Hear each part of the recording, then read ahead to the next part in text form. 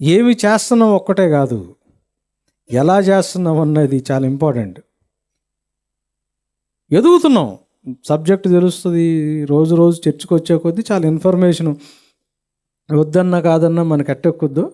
టీవీలో కూర్చుంటే చాలా విషయాలు తెలిసినట్టు కదా. ఈ మధ్య డాక్టర్కి కూడా ఏ మందులు వేసుకుంటే ఇది బెటరా అని చెప్పి మనమే సజెస్ట్ చేస్తూ ఉంటాం. అట్లా మనకు చాలా సబ్జెక్టు తెలుస్తుంటుంది.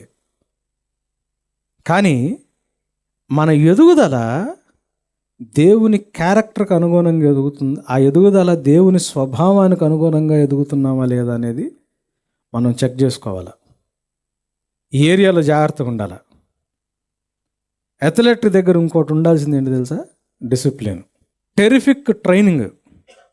అంటే క్రికెట్ హిస్టరీలో సచిన్ టెండూల్కర్ని one of the top most batsmen ever, చరిత్ర మొత్తంలో చూస్తారు.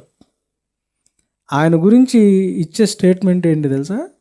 ఎంత పెద్ద మ్యాచ్ ఆడినా నెక్స్ట్ రోజు అందరికంటే ముందు ప్రాక్టీస్కి గ్రౌండ్లో ఉంటాడంట.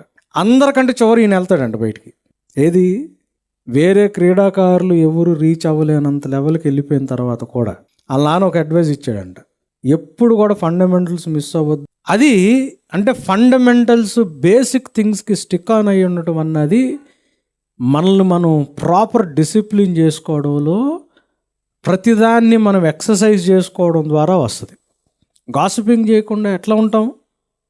అది ప్రాక్టీస్, డిసిప్లిన్ చేసుకోవాలి.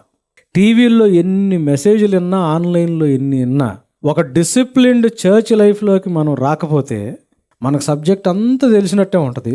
అల్టిమేట్గా మనం ఏమీ చేయలేం.